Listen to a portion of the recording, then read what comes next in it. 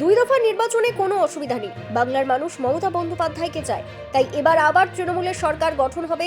সিউড়িতে মিছিল শেষে বললেন তৃণমূলের সিউড়ি বিধানসভার বিধায়ক বিকাশ রায় চৌধুরী। আজ বীরভূমের সিউড়িতে গ্যাসের দাম বৃদ্ধির প্রতিবাদে তৃণমূলের একটি মিছিল বের করা হয়েছিল। সেখানে তারা রান্নার গ্যাসের সিলিন্ডারে মালা পরিয়ে দেন মৃত বলে, পাশাপাশি উনুনে রান্না করেন তারা।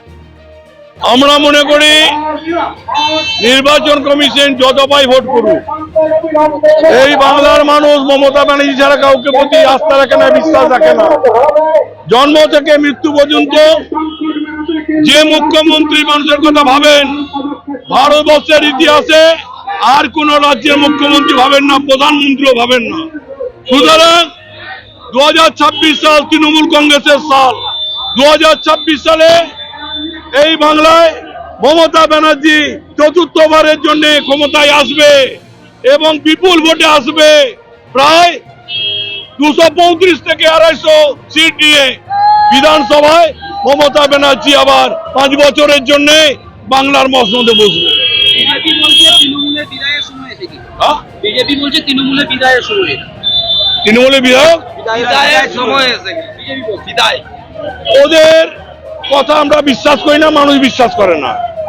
ওরা সত্যি কথা বলে না, মানুষকে বিভ্রান্ত করে, মানুষের জন্য কোনো কাজ দেয় না, শুধু গীতা বিলিয়ে মানুষকে বিভ্রান্ত করে। কিন্তু মানুষ জানে যে হিন্দু তার বাড়িতে গীতা থাকে, যে মুসলমান সে তার বাড়িতে কোরআন থাকে, আর যে খ্রিস্টান তার বাড়িতে বাইবেল থাকে, এবং যে যা ধর্মের মানুষ আছে তার বাড়িতে সেই ধর্মগ্রন্থ আছে। এটা দিয়ে মানুষের মন জয় করা যাবে না। আমরা চাই মানুষের পেটের ভাত দাও। কেন 100 দিনের কাজ বন্ধ করেছো? কেন আবাস যোজনা বন্ধ করেছো? বাংলার মানুষ তোমাদের উপযুক্ত জবাব দেবে। আজকে রান্নার গ্যাসের দাম বেড়েছে, রান্নার গ্যাসের আকাল বেড়েছে, মানুষ গ্যাস পাচ্ছে না, মানুষ বিভ্রান্ত হয়েছে। আজকে এটা ষড়যন্ত্র, কেন্দ্রীয় সরকারের ষড়যন্ত্র। এই ষড়যন্ত্র রুখতে আমরা ধিক্কার জানাতে রাস্তায় নেমেছি। উনুন জ্বালিয়ে রান্না করো। হ্যাঁ, মানুষ তো বিভ্রান্ত। উনুন তো সবার বাড়িতে নেই। আজকে আবার নতুন করে উনুনের ব্যবস্থা করতে হচ্ছে, ঘুঁটের ব্যবস্থা করতে হচ্ছে, জ্বালানি কাঠের ব্যবস্থা করতে হচ্ছে, কয়লার ব্যবস্থা করতে হচ্ছে। এটা লজ্জা, কেন্দ্রীয় সরকারের লজ্জা, ধিক্কার জানাই। গ্যাসের গলায় গ্যাসের ট্যাঙ্কে গলায় মালা দিলেন, গ্যাস কি মৃত? আমরা চাইছি ওটা মরে গেছে।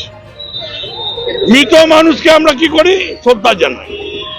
সে যে জাতির মানুষ হোক তাকে গিয়ে আমরা শ্রদ্ধা জানিয়ে, আজকে গ্যাসটাকে ওরা মৃত বানিয়ে দিয়েছে।